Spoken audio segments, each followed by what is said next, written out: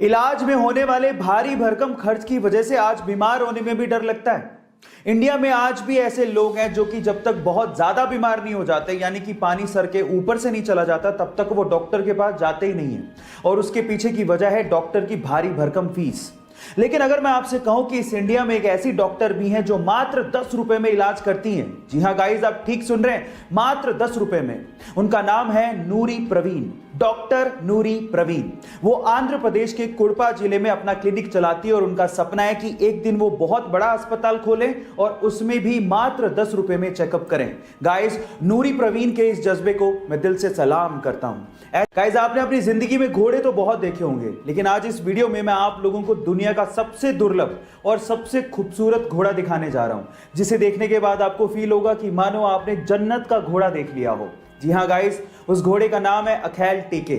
मूलतः इस नस्ल के घोड़े तुर्कमेनिस्तान में पाए जाते हैं। यह घोड़ा इतना दुर्लभ है कि पूरी ही दुनिया में इस नस्ल के घोड़े मात्र 1250 ही हैं। इसकी बॉडी मेटल के जैसी चमकती है, मानो ये लाइट को रिफ्लेक्ट कर रही हो। सच में बहुत ही खूबसूरत है।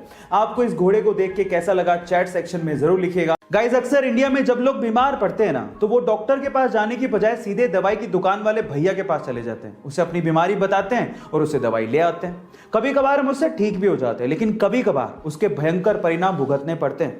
अब इसी से रिलेटेड मैं आपको एक बहुत ही इंपॉर्टेंट इंफॉर्मेशन देना चाहता हूं।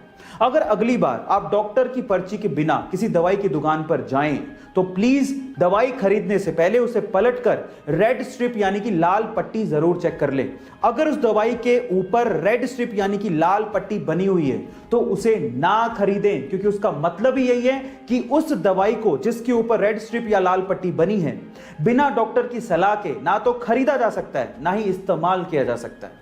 एंटीबायोटिक के गलत इस्तेमाल को रोकने के लिए दवाइयों के पीछे रेड स्ट्रिप यानी कि लाल पट्टियों का इस्तेमाल किया जा रहा है। एक स्ट्रगलिंग एक्टर जिसके पास ना काम था ना पैसा, मजबूरी में आकर उसे अपनी बीवी के गहने बेचने पड़े। मकान मालिक ने घर से बाहर निकाल दिया, इसलिए रातें उसे बस स्टॉप पर रहकर गुजारनी पड़ी। अपनी भूख मिटाने के लिए उसे $25 में अपना फेवरेट कुत्ता तक बेचना पड़ा। लेकिन एक दिन उसने मोहम्मद अली का मैच देखा। उससे इंस्पायर होकर 20 घंटे लगातार बैठ के उसने स्क्रिप्ट लिखी और स्क्रिप्ट को लेकर एक प्रोड्यूसर के पास गया। उस प्रोड्यूसर को स्क्रिप्ट इतनी पसंद आई कि वो उसके लिए $1,25,000 देने को तैयार था। लेकिन इस बंदे ने शर्त रख दी कि इस मूवी में लीड रोल वही करेगा, जो कि प्रोड्यूसर को नागवार था। उस प्रोड्यूसर ने उसे कहा कि मैं तुम्हें $2.5 लाख देने को तैयार हूं स्क्रिप्ट के लिए, लेकिन वो बंदा टस से मस नहीं हुआ। फाइनली उसे हीरो बनाया गया उस मूवी में और मूवी को रिलीज किया गया। उस मूवी का नाम था रॉकी, जो कि सुपर हिट साबित हुई। बंदे का नाम है सिल्वेस्टर स्टेलोन। जिस बंदे को $25 के लिए अपना कुत्ता बेचना पड़ गया था, आज वो $500 मिलियन का मालिक है ना इंस्पायरिंग बात। हम जिंदगी में बहुत बार हार जाते हैं, गिर जाते हैं और कभी कभार तो हम लोग उठने की कोशिश भी नहीं करते। और जब वक्त निकलता है तो हम सोचते हैं कि काश एक बार और मैंने कोशिश कर ली होती। इस केस में क्या करें, मैं आपको बताता हूं। ऊपर एक वीडियो चल रहा है। 3 साल का एक छोटा सा बच्चा है जो कि एक स्केटर है और उसके मन में कोई डर का, गिरने का भाव ही नहीं है। वो सिर्फ एक ही बात सोच रहा है, मैं स्केटिंग करते हुए गिरूंगा, फिर से उठूंगा और फिर से कोशिश करूंगा, क्योंकि मुझे इस काम में मजा आता है। तो बच्चे बन जाओ, गिरने से डरो मत, फिर से उठो, क्योंकि जिंदगी इसी का नाम है। सन 1954 में 92 यात्रियों के साथ एक फ्लाइट जर्मनी से ब्राजील की तरफ उड़ान भरती है। 18 घंटे का यह सफर था, लेकिन महीनों निकल गए, वो फ्लाइट कभी लैंड ही नहीं हुई।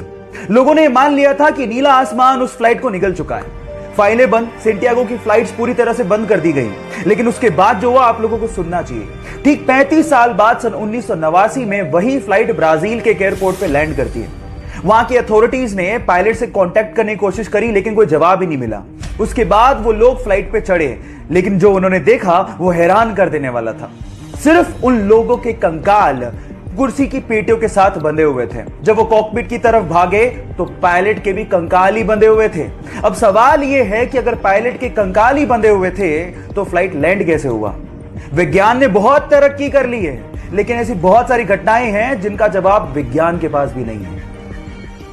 बचपन से उसके पापा उसे म्यूजिक कॉन्सर्ट में लेके जाया करते थे, जिसकी वजह से म्यूजिक में उसका इंटरेस्ट बढ़ चुका था। अब वो सिंगर बनना चाहता था, लेकिन प्रॉब्लम ये थी कि वो बचपन से ही हकलाता था, जिसकी वजह से स्कूल के सारे बच्चे उसे चिढ़ाया करते थे। एक दिन उसके पापा ने उसे एमएनएम का सीडी लाके दिया, जिसे प्ले करने के बाद वो हैरान रह गया कि कोई बंदा इतना तेज कैसे गा सकता है। उसके बाद एमिनेम से इंस्पायर्ड होकर उसने स्पीच थेरेपी ली और सिंगर बनने के लिए लंदन चला गया।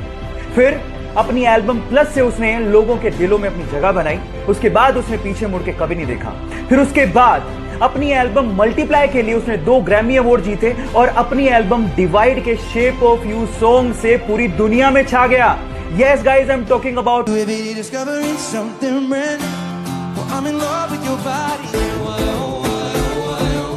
गाइज, वो तो इंस्पायर होके वर्ल्ड फेमस हो गया। आपका इंस्पिरेशन कौन है? चैट में लिखना मत भूलिएगा।